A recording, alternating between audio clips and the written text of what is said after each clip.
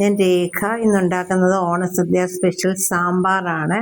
ആദ്യമേ തന്നെ ഒരു നെല്ലിക്കയുടെ വലിപ്പത്തിൽ പിഴുപുളി എടുത്തിട്ടുണ്ട്, വാളംപുളി എന്നും പറയും. അത് 3 കപ്പ് തിളപ്പിച്ചാറിച്ച വെള്ളം, ഞാൻ പച്ചവെള്ളം ഉപയോഗിക്കുന്നില്ല. ആവശ്യത്തിന് കുറച്ച് ഉപ്പ്, അതായത് ഞാൻ കല്ലുപ്പാണ് എടുത്തിരിക്കുന്നത്. ഒരു 1/4 ടീസ്പൂൺ മഞ്ഞൾപ്പൊടിയും ചേർത്ത് തിളപ്പിക്കാൻ വെച്ചു. പരിപ്പ് ഞാൻ വേവിച്ചെടുത്തിട്ടുണ്ട്. ഏകദേശം ഒരു 150 ഗ്രാം പരിപ്പാണ് എടുത്തിരിക്കുന്നത്. ഒരു ചെറിയ കപ്പ് നിറയെ പരിപ്പ് അത് വേവിച്ചെടുത്തിട്ടുണ്ട്. പുളി ഇപ്പോൾ ആവശ്യത്തിന് തിളച്ചിട്ടുണ്ട് ആ വെള്ളം. എന്നിട്ട് ആ വേവിച്ച് വെച്ച പരിപ്പിലേക്ക് ആ പുളിവെള്ളം ഒഴിക്കുകയാണ് ഞാൻ. എന്നിട്ട് കൊത്തൊക്കെ എടുത്ത് മാറ്റി. ഇനി ഒരു കുക്കർ അടുപ്പത്ത് വെച്ചിട്ട് 1 ടേബിൾ സ്പൂണോളം വെളിച്ചെണ്ണയാണ് എടുത്തത്. എന്നിട്ട് അതിലേക്ക് ഒരു 1/4 ടീസ്പൂൺ ഉലുവ, ഒന്ന് പൊട്ടി തുടങ്ങുമ്പോഴത്തേക്കും ഒരു കഷ്ണം കായം. കായപ്പൊടിയല്ല എടുത്തത്, കായമാണ് എടുത്തത്. അതാണ് കൂടുതൽ ടേസ്റ്റ്.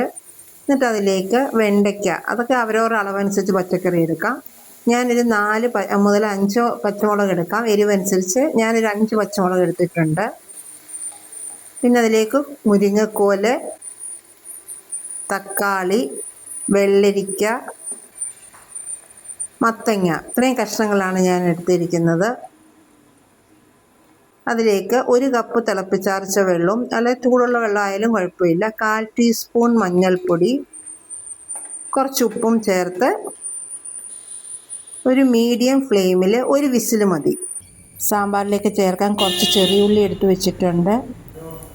ഇനി ആ കടുക് വറക്കാൻ വേണ്ടിയിട്ട് ഒരു ചീനിച്ചട്ടി വെച്ച് അതിലേക്ക് കുറച്ച് വെളിച്ചെണ്ണ ഒഴിച്ചു. 2 വറ്റൽമുളക്, കടുക് പൊട്ടുമ്പോൾ കറിവേപ്പില ചേർക്കുകയാണ്. ഇനി എടുത്ത് വെച്ചിരിക്കുന്ന ചെറിയുള്ളി അതിലേക്ക് ചേർത്ത് സോഫ്റ്റ് ആകുന്നതൊന്ന് വഴറ്റി അത് ഓഫാക്കിയിട്ടുണ്ട്.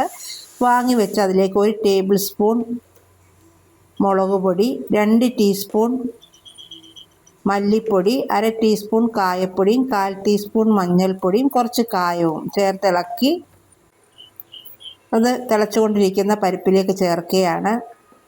ഇടയ്ക്കിടയ്ക്ക് ഇളക്കി കൊടുക്കണം, അല്ലെങ്കിൽ അടിക്ക് പിടിക്കും പരിപ്പായതുകൊണ്ട്.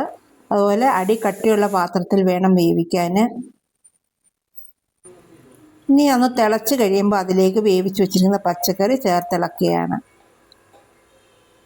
ഉപ്പ് പോരെങ്കിൽ ഉപ്പ് നോക്കിയിട്ട് കുറച്ച് ഉപ്പും കൂടെ ചേർക്കണം. ഉപ്പ് കറക്റ്റാണ്, അതുകൊണ്ട് ഉപ്പ് ഞാൻ ഇനി ചേർക്കുന്നില്ല. അടച്ചു വയ്ക്കുകയാണെങ്കിൽ ഇടയ്ക്കിടയ്ക്കൊന്ന് അടുപ്പ് മാറ്റി ഇളക്കി കൊടുക്കണം. ഇനി ചെറിയ ഫ്ലെയിമിൽ 10 മിനിറ്റ് ഒന്ന് വേവിക്കണം. സാമ്പാർ റെഡിയായി. എൻ്റെ വീഡിയോ ഇഷ്ടമായെങ്കിൽ ലൈക്ക് ചെയ്യാനും കമൻറ്റ് ചെയ്യാനും സബ്സ്ക്രൈബ് ചെയ്യാനും മറക്കല്ലേ. Thank you.